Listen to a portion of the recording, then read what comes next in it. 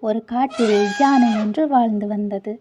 அதற்கு நண்பர்கள் யாரும் இல்லாததால் மிகுந்த மனவருத்தத்துடன் அந்த காட்டில் நண்பர்களை தேடிச் சென்றது. யானை முதலில் மரத்தில் ஒரு குரங்கை பார்த்தது. அந்த குரங்கிடம் சென்று, "நீ என்னை நண்பனாக ஏற்றுக்கொள்வாயா?" என்று கேட்டது. அதற்கு அந்த குரங்கு சொன்னது, "நீ பெரிய உடம்பினை கொண்டுள்ளாய். அதனால் என்னைப் போல் உன்னால் மரத்திற்கு மரம் தாவ முடியாது. ஆகவே உன்னை நண்பனாக ஏற்றுக்கொள்ள முடியாது" என்று குரங்கு சொன்னது. அடுத்ததாக யானை முயல் ஒன்றை பார்த்தது. அந்த முயலிடம் சென்று, "என்னை நண்பனாக ஏற்றுக்கொள்வாயா?" என்று கேட்டது. அதற்கு அந்த முயல், "நீ பெரிய உடம்பினை கொண்டுள்ளாய். அதனால் உன்னால் என்னைப் போல் வேகமாக ஓட முடியாது" என்று சொன்னது. கடைசியாக யானை ஆற்றங்கரையில் நரியொன்று உறங்கிக் கொண்டிருப்பதை பார்த்தது. அதனிடமும் சென்று, "என்னை உன் நண்பனாக ஏற்றுக்கொள்வாயா?" என்று கேட்டது.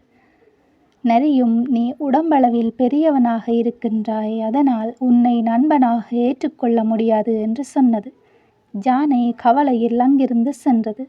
அடுத்த நாள் காலையில் விலங்குகளின் சத்தம் கேட்டு அங்கு ஓடிக்கொண்டிருந்த கோழியிடம், "ஏன் ஓடுகிறீர்கள்?" என்று யானை கேட்டது. அதற்கு அந்த கோழி சொன்னது, "இங்குள்ள விலங்குகளை ஒன்று ஒன்றாக புலி கொன்று சாப்பிட்டு வருகிறது. அதனால் தான் நாங்கள் ஓடுகிறோம்" என்று சொல்லிக்கொண்டே ஓடியது. யானை இதற்கு ஒரு வழி கொண்டு வர வேண்டும் என்று நினைத்தது. புலியை பார்த்து, "ஏன் இப்படி செய்கிறீர்கள்?" என்று கேட்டது.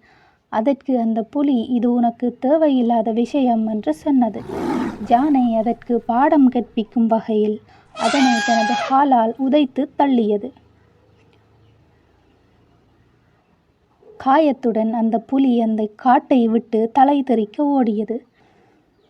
இதனை கண்ட அங்குள்ள எல்லா விலங்குகளும், "நீ உடம்பில் பெரியவன் அல்ல, நீ இனி எங்கள் நண்பன்" என்று சொல்லி யானையை நண்பனாக ஏற்றுக்கொண்டன. இந்த கதை உங்களுக்கு பிடிச்சிருந்தா லைக் பண்ணுங்க, சப்ஸ்கிரைப் பண்ணுங்க.